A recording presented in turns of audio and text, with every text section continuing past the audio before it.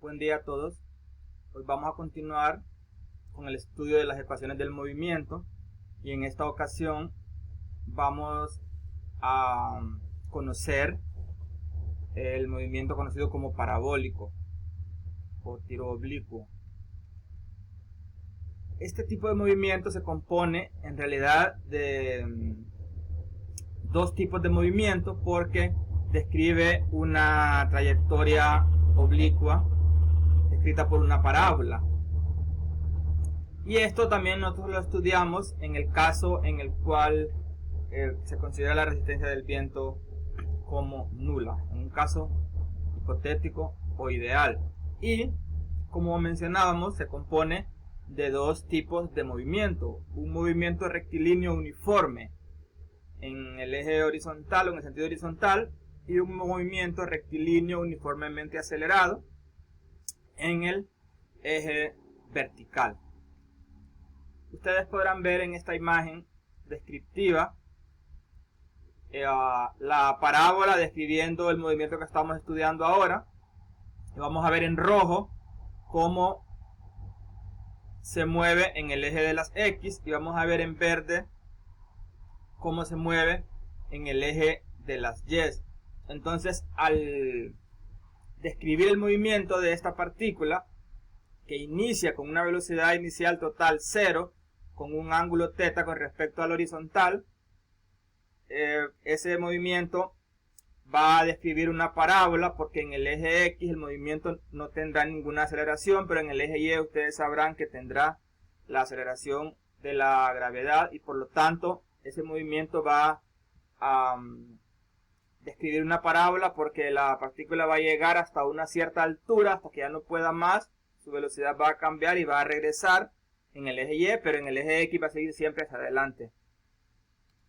Ustedes vean, por ejemplo, en esta animación, vean que tenemos nosotros a un cuerpo que se mueve con una velocidad v o v a un ángulo θ sobre la horizontal, y vemos que este va a tener el movimiento o la velocidad en el eje X va a ser constante, porque no estará sometida una vez que salga del cañón o del cuerpo que le dispara, no estará sometida a ninguna otra fuerza, y entonces su velocidad en X va a estar siempre dada por el producto de la velocidad por el coseno del ángulo al que fue lanzado originalmente. Y la otra componente de su velocidad, como ustedes recordarán de la clase de vectores, estará dada por la velocidad en Y. Esta velocidad va a ser igual al producto de la velocidad por el seno del ángulo, y la relación entre estas dos velocidades nos va a dar lo que conocemos como la tangente del ángulo al que fue lanzado originalmente la partícula o este cuerpo. A partir de acá nosotros podemos definir las ecuaciones de posición, de velocidad y aceleración. En el eje X en todo tiempo va a estar dada por, ustedes sabrán que la posición es instantánea, es igual a velocidad por tiempo. En este caso la velocidad en X es velocidad coseno de θ, entonces estará dada por esta expresión que ustedes ven acá.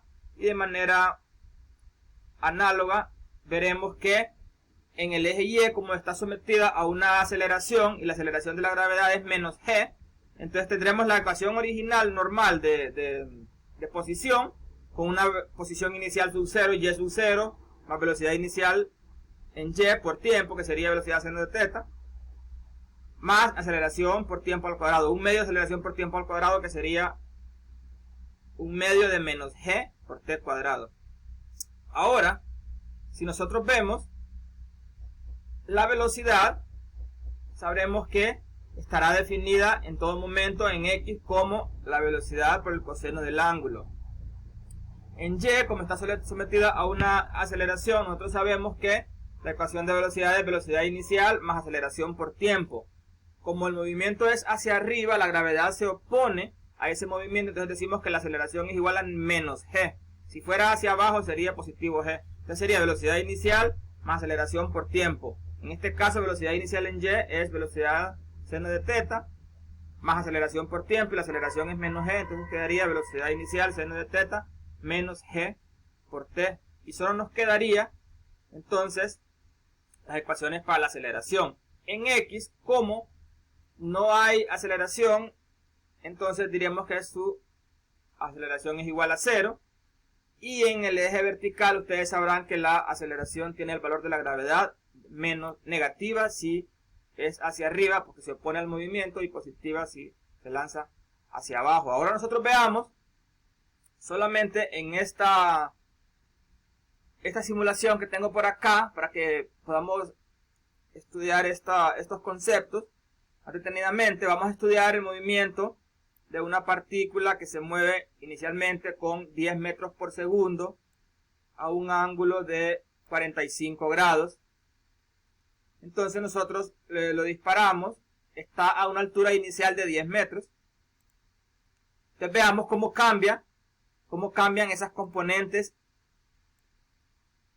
a medida que se aumenta la velocidad o cambia el ángulo. Esa va a ser la trayectoria que define esta partícula a partir de sus condiciones iniciales. Vean ustedes, nosotros podemos también